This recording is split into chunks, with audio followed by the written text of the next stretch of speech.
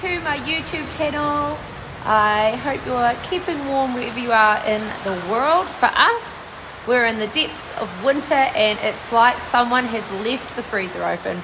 We've had snow, constant rain and sleet and wind for about the past 10 days. So most of the horses are turned out. We just have Skipper, TJ, Charlie and Sugar the Mini in, and they have spent most of their time out just through that door in the stable / covered yards.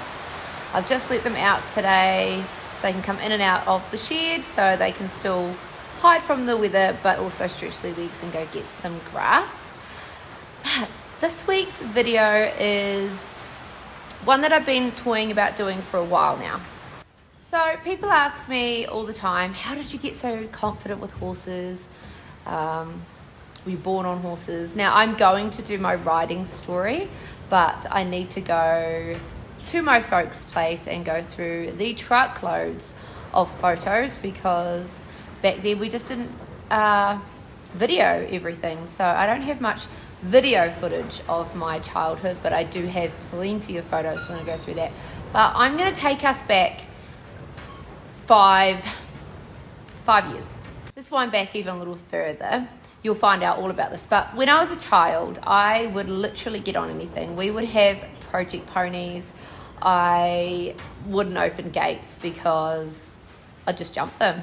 And I did feel fear, but not in the same way as I have felt it in the past 5-year bracket. So this video is going to talk through losing confidence and getting anxiety around with horses. And when we work with clients, what I see a lot of, and I resonate with them, is that there is fear there and anxiety and all this emotion. So I'm going to unpack what I did to get through my own anxiety and panic attacks on horses.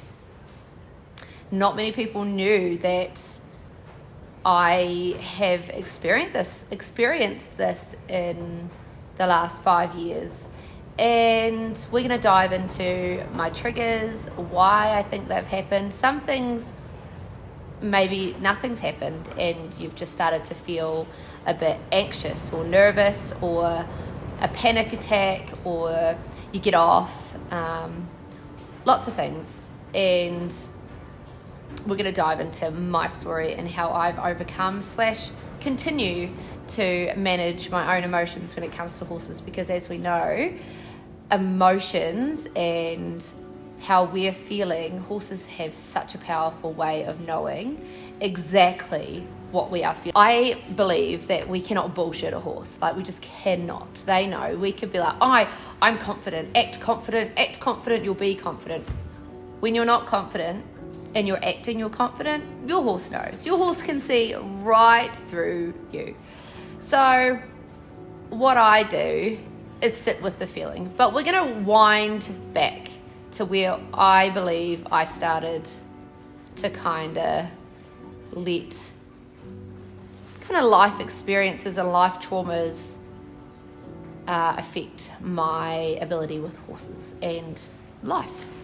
So it's quite a personal story, but 6 years ago I became pregnant. So husband and I tried for kids and we were expecting twins. Now, with a multiple pregnancy, we're not going to dive into this real deep, but with a multiple pregnancy, there's lots of complications and things are heightened. So what I thought was just normal pregnancy was not, and in the end, I collapsed. I got an emergency MRI scan and they found out that I had a condition called Chiari malformation type 2. So it should have been picked up when I was born. So right then and there, the boys were 27 weeks. They wanted to get them out. I did a NICU tour, or we did a NICU tour. They wanted to give me brain surgery and get the twins out. Now I was like, if I've had this condition my whole life and you've just picked it up now, let's try and manage it.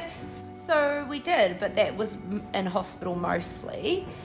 And that was kind of the first time that I had dived into a depression.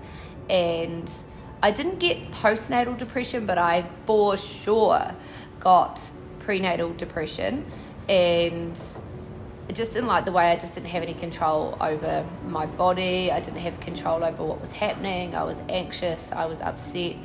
It was really hard. Got through it. Beautiful boys were born at like 36 weeks. That's awesome. And we held off on the surgery. I kind of got back into riding because I hadn't ridden at all, and I was okay. Like, after having kids, that sort of thing, it kind of takes you a bit to get back into it. And then about a year after the boys were born, we had another MRI scan, and they said, look, you need to have this operation. Stop putting it off. There's a high chance, if you don't have this surgery, that you will become paralyzed within like 5-10 years. So I was like, okay, let's do it. Now I'll put a wee video up to kind of tell you what Chiari malformation is, but this video isn't about that.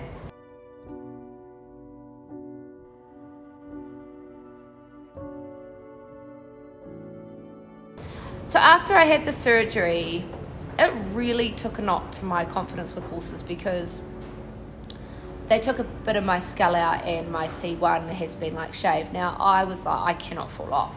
Like, I cannot fall off. And having that running through your system, like, I was riding one of our family horses. He took a step and I bawled my eyes out thinking, oh my God. I had this biggest panic attack. And then I thought I'd overcome it. Like, I was getting a lot better, but still, I was still quite fearful a lot of the time. But I managed to fake my way out of it, I thought. I was doing okay. Like, I still had always in the back of my mind, you can't fall off.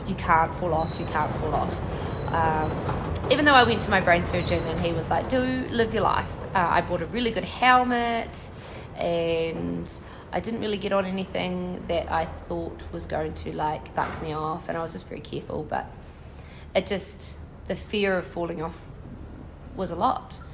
And then I got Skipper, so hubby started Skipper, and it was great because he was quite chill, and just the perfect horse to get me back into the swing of things. And then I started riding him in about Christmas. In April, we had an accident. I was just starting him on like a barrel pattern. I was gonna like go back barrel racing on him. As you know, I'm like such a curious nature, so I like dabbling in as many disciplines as I can and learning all about them, and don't really have a lane. I love liberty, I love barrel racing, I love jumping, I love showing, I love dressage, I love polo. I've done polo grooming. I love it all. Getting off track. I put some drums up and we were just trotting around it, really, really relaxed, and he just got his feet all tangled and he slipped on some grass and fell, and it broke my leg and ankle, and I needed emergency surgery. That really, I only just started to get my confidence, and then when that happened, I was a mess. It really knocked me coming off Skip. I was being so careful, and when I came off him, I was a bit of a mess. Not that anyone knew. From the outside looking in, I was completely fine. My inner circle knew. So once I recovered from the broken leg and ankle, which didn't actually take me that long, I didn't hold any grudgement to him, but it was hard the fact that he didn't do anything. Like, if he had bucked, I could rationalize it in my mind, but because I couldn't rationalize it, it was something that I struggled with, that he just tripped, and that's what happened. So he could just trip again. So what I did to help, first thing is I sat with my feelings, like, rather than ignoring them like I had done in the past. I was like, okay, I am feeling really scared. Okay, sit with that for a bit, and then I used some breath work to help calm me, because I could feel my anxiety. It's kind of like a wave that like creeps up and up and up, and then it hurts my chest and I can't breathe, and then my mind starts racing. So I use some breath work to help. Another thing that we were already diving down this path, but we started doing meditations. Now Reese had been doing meditations, my husband had been doing meditations. So I started doing meditations. Now when I first started, it was for the horse. I had told myself that I'm going to do this meditation for the horse. And yep, but really it was for me. As we know, horses can mirror what we're feeling, and if we're off, they can show signs of being off as well, but maybe not the same, showing the same traits, but they can be off because we are off. So I did the meditations, so breath work to kind of make things that I did at home. I had a really, really good support system. So I had my husband that would be there to help me and never push me past kind of being scared. And if I was scared, then we would stop and we would try and get my emotions in check and then assess the situation. Because sometimes fear, we want fear, right? We want to feel fear. It's our intuition, it's our gut keeping us safe. So what I had to do is be like, analyze the situation. Is there a reason that I'm being fearful, or is it my mind and body kind of getting the best of me? So what we'd do is hubby would be there as well, and he'd be like, no, Skip's fine. It's like, just you sit with it. So I did that. I found a really good support system, and then I also found like other horsemen that I really admired that would help me with my confidence, so kind of push me, because I found that my inner circle couldn't really push me because I would just but when actually was someone outside, and I've always been like this, like my mother would tell me the exact same thing as the instructor would tell me, but I just needed someone to encourage and foster in a great kind of learning environment. So I just needed a space that I could feel safe but also be pushed. So I got that. So I do recommend, if you are kind of struggling with confidence, to find an instructor or someone that can help guide you but not really push you too hard that you'll never go back, because you don't want to feel like you can't do it. So I think I can do it, and they were like, you can, like,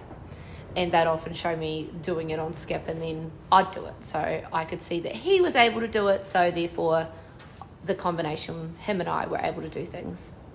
So that was really, really valuable.